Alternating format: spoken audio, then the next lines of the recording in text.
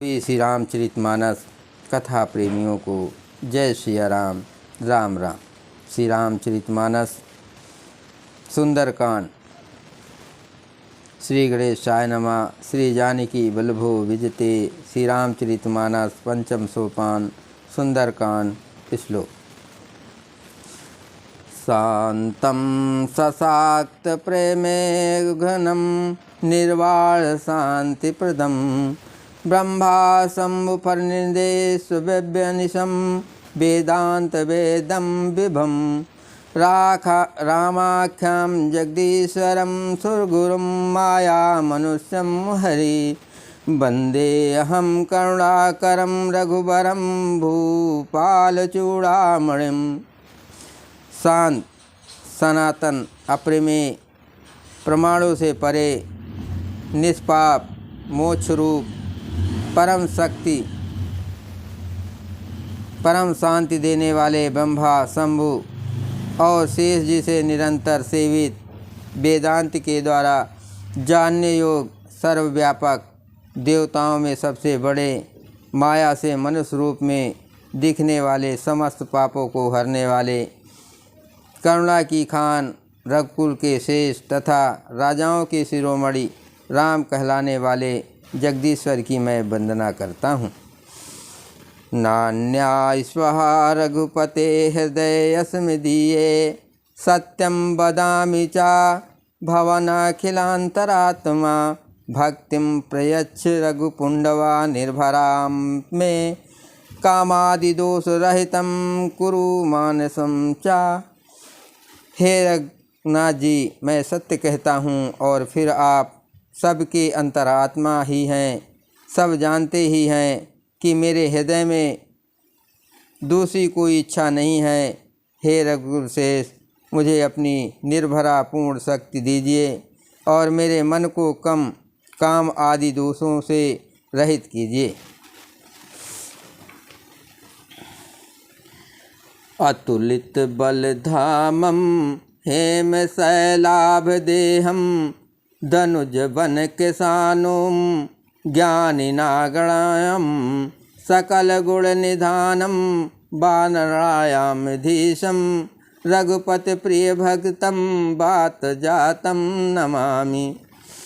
अतुल बल के धाम, सोने के पर्वत सुमेर के समान कांतियुक्त शरीर वाले दैत्य रूपी वन को ध्वस्त करने के लिए अग्नि रूप, ज्ञानियों में अगण्य, संपूर्ण गुणों के निधान, वानरों के स्वामी श्री रघुनाथ जी के प्रिय भक्त पवन पुत्र श्री हनुमान जी को मैं प्रणाम करता हूँ। जामवंत के बचन सुहाए सुनि हनुमंत हृदय अति भाए तब लगी मोहि परख्यो तुम भाए सही दुख कंद मूल फल खाए। जामवंत के सुंदर वचन सुनकर हनुमान जी के हृदय को बहुत ही भाए। वे बोले, हे भाई, तुम लोग दुख सहकर कंदमूल फल खाकर तब तक मेरी राह देखना। जब लगी आवहूँ सीतहि देखे होय हैं काज मोहि हरस विषेकी।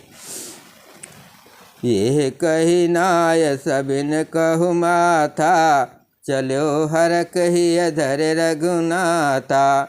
जब तक मैं सीता जी को देख कर लौट ना आऊँ, काम अवश्य होगा, क्योंकि मुझे बहुत ही हर्ष हो रहा है। ये कहकर और सबको मस्तक नवाकर तथा हृदय में श्री रघुनाथ जी को धारण करके हनुमान जी हर्षित होकर चले। सिंधु तीर एक भूधर सुंदर कौतुक कूद चढ़ो ताऊ पर बार बार रघुवीर संभारे तर क्यों पवन तनय बल भारे। समुद्र के तीर पर एक सुंदर पर्वत था। हनुमान जी खेल से ही अनायास ही कूद कर उसके ऊपर जा चढ़े और बार बार श्री रघुनाथ जी का स्मरण करके अत्यंत बलवान हनुमान जी ऊपर से बड़े वेग से उछले। जेहि गिरि चरण दे हनुमंता चलो सोगा पाताल तुरंता। जिम अमोघ रघुपति कर बाना, यही बात चलो हनुमाना। जिस पर्वत पर हनुमान जी पैर रखकर चले, जिस पर से वे उछले वो तुरंत ही पाताल में धंस गया। जैसे श्री रघुनाथ जी का अमोघ बाण चलता है, उसी तरह हनुमान जी चले। जल निधि रघुपति दूत विचारे, तय मैना को होय समहारे। समुद्र ने उन्हें श्री रघुनाथ जी का दूत समझकर मैनाक पर्वत से कहा कि हे मैनाक, तू इनकी थकावट दूर करने वाला हो, अर्थात अपने ऊपर इन्हें विश्राम दे। मंगल भवन अमंगल हारे, द्रवहुंस दशरथ अजिर बिहारी। राम सिया राम जय जय राम, हनुमान ते परसा कर पुनि कीन प्रणाम। राम काज कीने बिन मोय कहाँ विश्राम। हनुमान जी ने उसे हाथ से छू दिया, फिर प्रणाम करके कहा, भाई श्री रामचंद्र जी का काम किए बिना मुझे विश्राम कहाँ। जात पवन सुत देवन देखा, जाने कहु बल बुद्धि विसेखा। सुरसा नाम यहिन कह माता, पठन आय कहे ते बाता। देवताओं ने पवनपुत्र हनुमान जी को जाते हुए देखा। उनकी विशेष बल बुद्धि को जानने के लिए परीक्षार्थ उन्होंने सुरसा नामक सर्पों की माता को भेजा। उसने आकर हनुमान जी से ये बात कही, आज सुरन मोहि दीन आहारा, सुनत बचन कह पवन कुमारा। राम काज करे फिर मैं आवो, सीता कै सुध प्रबह सुनावो। आज देवताओं ने मुझे भोजन दिया है। ये वचन सुनकर पवन कुमार हनुमान जी ने कहा, श्री राम जी का कार्य करके मैं लौट आऊँ और सीता जी की खबर प्रभु को सुना दूँ। तब तव बदन पैठूँ भाई आई, सत्य कहो मोहि जान दे माई। तब तो बदन पैठूँ आए, सत्य कहो मोहि जान दे माई। कौनहु जतन देह नहीं जाना, ग्रसहि न मोह कहो हनुमाना। तब मैं आकर तुम्हारे मुँह में घुस जाऊँगा, तुम मुझे खा लेना। हे माता, मैं सत्य कहता हूँ, अभी मुझे जाने दे। जब किसी भी उपाय से उसने जाने नहीं दिया, तब हनुमान जी ने कहा, तो फिर मुझे खा ना ले। जो जन भरते ही बदन पसारा, कपितन कीन दुगुन विस्तारा। सोरा जो जन मुख ते अठायो, तुरंत पवन सुत बात सभायो। उसने योजन भर 4 कोस में मुंह फैलाया। तब हनुमान जी ने अपने शरीर को उससे दूना बढ़ा लिया। उसने 16 योजन का मुख किया। हनुमान जी तुरंत ही 32 योजन के हो गए। जस जस सुरसा बदन बढ़ावा, तास दून कपि रूप दिखावा। सत जो जन तेहि आनन कीना, अति लघु रूप पवन सुत की लीना।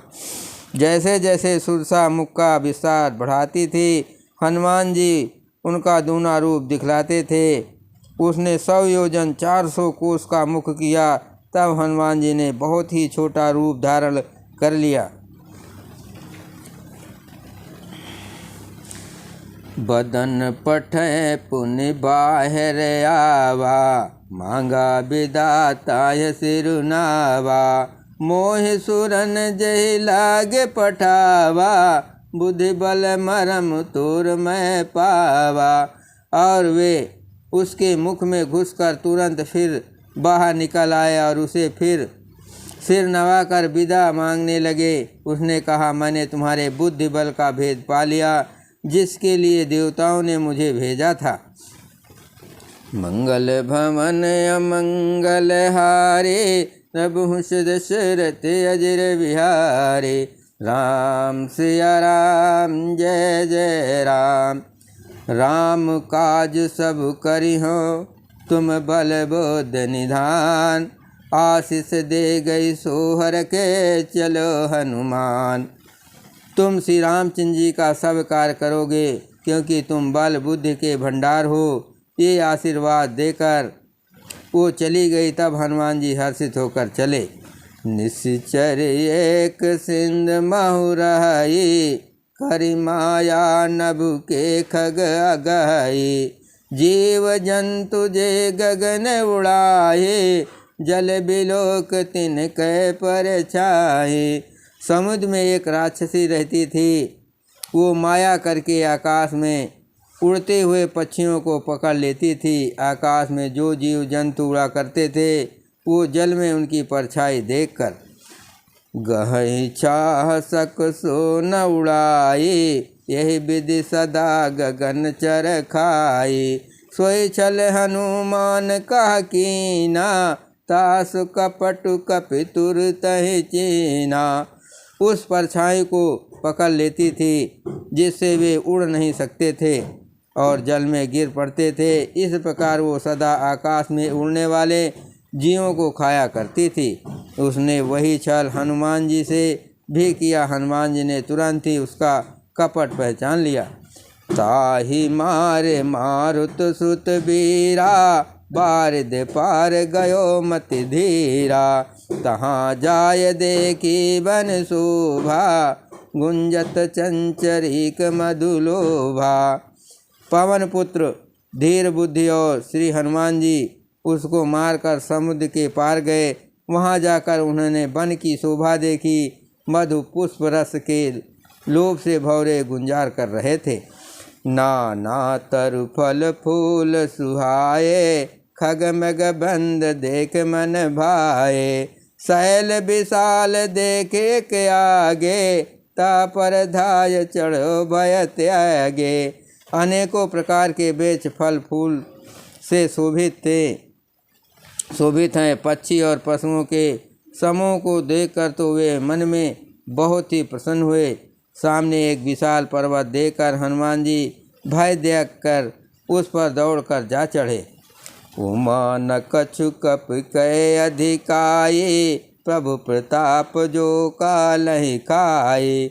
गिर पर चढ़े लंका ते देखे, कहीं न जाए अति दुर्ग विषेखी।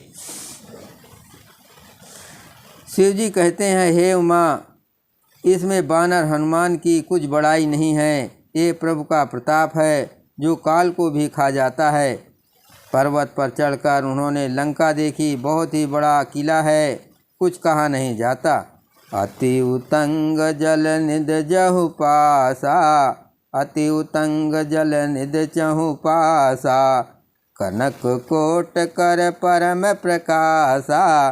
ये अत्यंत ऊंचा है, उसके चारों ओर समुद्र है। सोने के परकोटे चार दीवारी का परम प्रकाश हो रहा है। मंगल भवन अमंगल हारे, रघुवंश दशरथ अजर बिहारे। राम सिया राम जय जय राम।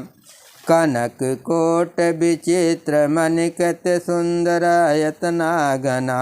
चहुट हट सुबट भीति चारपुर बहुविधि बना। गज बाज खच्चर निकर पद चर रथ बारूतन को गने। बहुरूप निश्चर जूत अति बल सेन बरनत नहीं बने। विचित्र मणियों से जड़ा हुआ सोने का परकोटा है। उसके अंदर बहुत से सुंदर सुंदर घर हैं। चौराहे, बाजार, सुंदर मार्ग और गलियां हैं। सुंदर नगर बहुत प्रकार से सजा हुआ है। हाथी, घोड़े, खच्चरों के समूह तथा पैदल और रथों के समूहों को कौन गिन सकता है।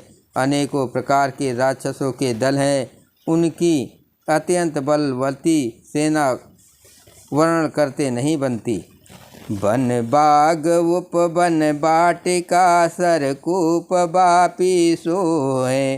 नर नाग सुर गंधर्व कन्या रूप मुनि मन मोहे। कहु माल देह विशाल शैल समान अति बल गरजय। नाना खेरन भी रहे बहुविध एक एकन तरजय। वन बाग उपवन बगीचे फुलवारी तालाब कुएं और बावलियाँ सुशोभित है। मनुष्य नाग देवताओं और गंधर्वों की कन्याएं अपने सौंदर्य से मुनियों के भी मनों को मोह लेती हैं। कहीं पर्वत के समान विशाल शरीर वाले बड़े ही बलवान मल्ल पहलवान गरज रहे हैं। अनेकों अखाड़ों में बहुत प्रकार से भिड़ते और एक दूसरे को ललकारते हैं। करि जतन भट कोटिन बिकट तन नगर चहु दिस रक्षहि। कहु महिष मानुष देन खर यज खल निशाचर भाचय। यही लाग तुलसीदास इनकी कथा कछु एक है कही। रघुबीर सर तीरथ शरीरन त्याग गति पई सही।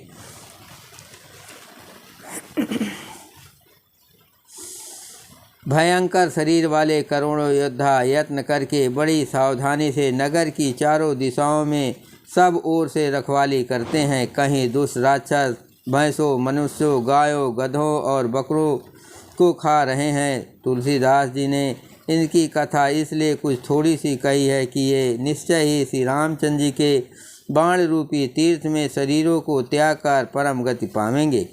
मंगल भवन अमंगल हारे नभुष दशरथ अजिर विहारी। राम सिया राम जय जय राम। पुर रखवारे देख बहु कपि मन कीन विचार। अति लघु रूप धरो निसे नगर करो पैसार।